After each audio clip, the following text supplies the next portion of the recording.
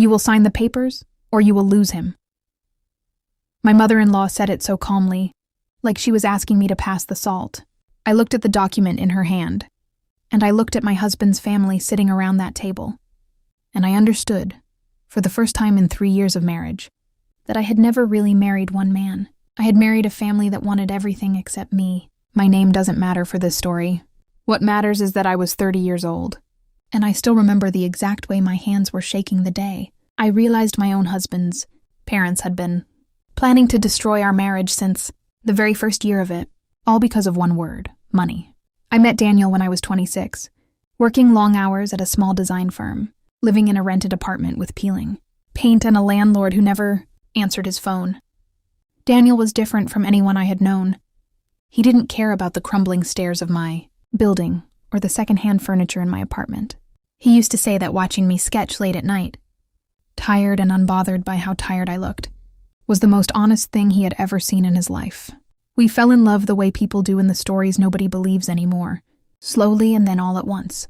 What I did not know, what I could not have known, was that Daniel came from money. Old money, the kind of family fortune that had been quietly building for 2 generations, sitting in property, in shares, in accounts I would never see the numbers of. Daniel never once mentioned it in those first months. He wanted, he told me later, to know that I loved him before I ever knew what he was worth. By the time I met his parents, we were already engaged, and the moment his mother's eyes landed on me, I felt something cold settle into the room that never fully left.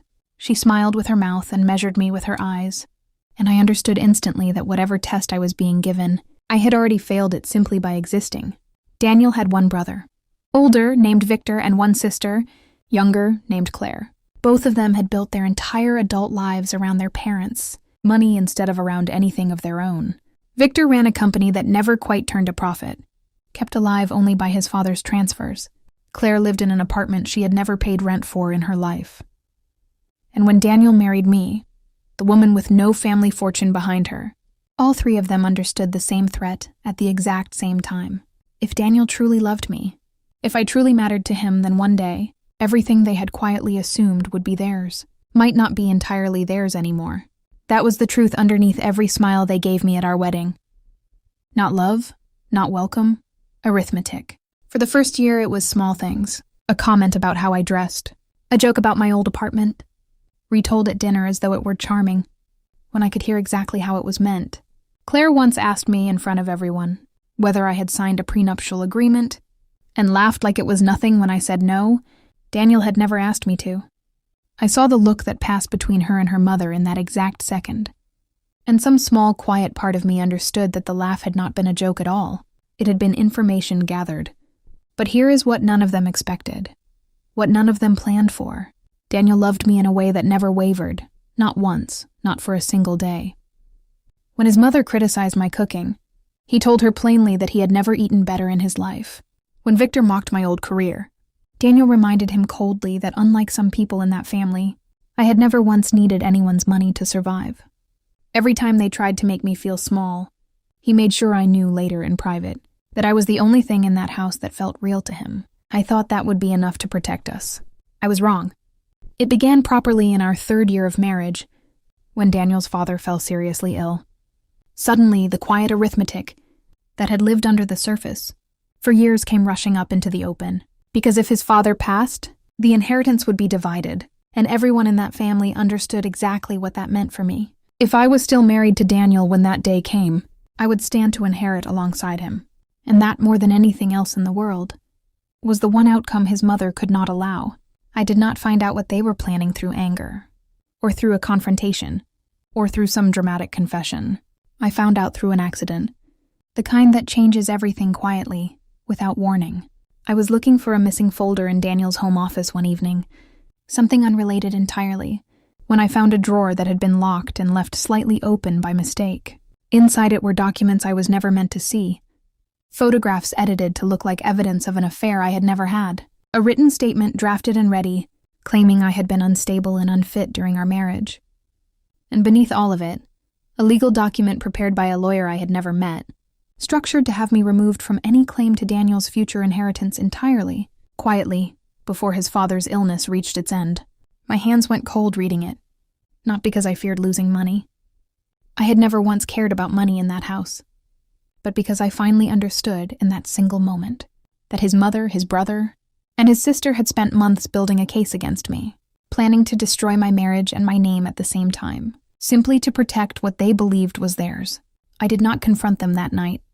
I sat with it for 3 days, quiet and hollow, trying to understand how a family could plan something so cold against a person who had done nothing but love, their son, honestly. And on the 4th day, I finally told Daniel everything. I remember his face changing as he read the documents, page by page in complete silence. I remember the exact moment his hands started shaking, the same way mine had. And I remember him standing up without a word, walking straight to his mother's house, and me following behind him, terrified of what was about to happen, because I had never seen him that quiet before, and quiet in him had always meant something far worse than shouting. His mother opened the door already composed, as though she had rehearsed this exact conversation in her mind for weeks. Daniel didn't raise his voice. He simply placed the documents on her table and asked her, calmly, to explain herself. She didn't deny it. That was the part that broke something in me permanently. She looked at her son and told him plainly that she had only been protecting the family's future, that she had always known a woman like me would eventually try to take what wasn't mine, and that everything she had done out of love for him. Out of love for me, Daniel repeated quietly, and something in his voice made even Victor, standing behind her, look down at the floor. You tried to destroy my marriage, plant fake evidence against my wife, and steal her future out of love for me? Claire tried to interrupt, saying it wasn't as extreme as it looked, that they had simply been protecting their interests. And Daniel turned to her with a calm that frightened me more than anger ever could, and asked her plainly whether she had ever, in her entire life, earned a single thing she owned. The silence that followed answered for her. I want to tell you that this was the moment everything resolved. It wasn't.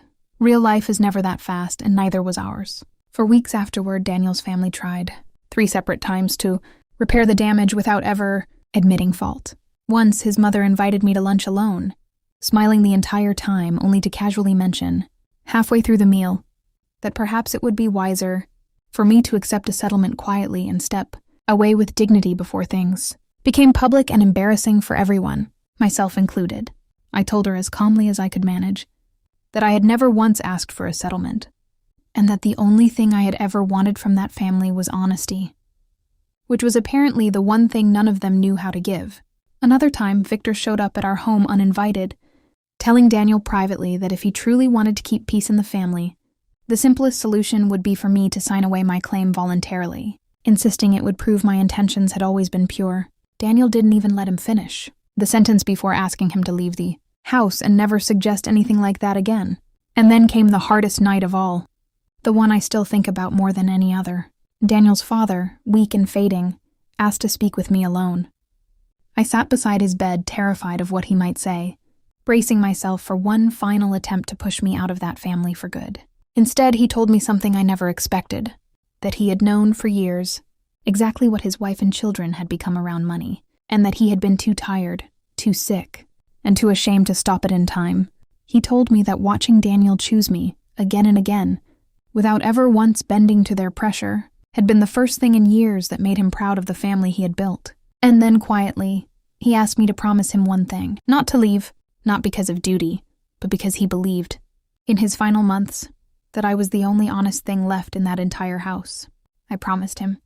And 3 weeks later, he passed away peacefully, with Daniel and me both at his side. What happened after his death is the part of this story that still surprises people the most, because instead of dividing the family further, his final will did something none of us expected. He had rewritten it quietly, months before, without telling anyone, leaving the majority of his estate not equally divided among his children, but structured specifically to protect Daniel's marriage. My name was written into that will directly. Protected, permanent, impossible to challenge, exactly the opposite of everything his mother had spent a year trying to erase. Victor and Claire contested it the moment the will was read. I remember the lawyer's office falling completely, silent when they realized there was nothing left to contest. Their father had planned for exactly this moment, protected against exactly this outcome, and left one final message inside the documents for his wife specifically, stating plainly that real love had never once needed to be protected through control, and that he hoped, before her own time came, she would finally understand the difference. I wish I could tell you Daniel's mother apologized in that room. She didn't, not that day. She sat in silence, staring at the papers, and left without a single word to anyone. It took almost a year after that for anything between us to soften. It began small, the way most real change does. A short message on my birthday, a quiet visit when Daniel and I had our first child, standing awkwardly at the door until I invited her inside myself. She held her grandson for the first time with hands that shook, and something in her face for just a moment looked less like control and more like regret finally arriving too late to undo anything, but not too late to begin again. She never fully became the mother-in-law I once hoped for in those early years of marriage, but she stopped fighting me. And slowly, carefully, she started showing up. At birthdays, at holidays, at ordinary Sunday dinners, sitting a little closer to us each year than the year before. Victor and Claire took longer. Money, once it becomes the center of a family, doesn't loosen its grip easily. But watching their father's final message play out in front of them, watching their mother slowly change despite everything, eventually made even them uncomfortable enough to soften. Piece by piece, dinner by dinner. Today, when I look back at that folder I found by accident all those years ago, I don't feel the fear I felt reading it the first time. I feel something closer to gratitude. Strange as that sounds, because that folder forced the truth into the open years before it. Might have destroyed us quietly from the inside instead. Daniel and I are still married. Our son is 7 now, and our daughter just turned 4, and neither one of them has ever known a version of this family that wasn't, at the very least, trying. Real love, I learned the hard way, was never something that needed to be earned through money, or approval, or permission from people who mistook control for care. It only ever needed one person willing to stay standing when everyone around him was quietly being paid to leave. If this story moved you even a little, stay with me, because there are more stories like this one waiting for you. Like this video, comment your thoughts below, and subscribe so you never miss the next one.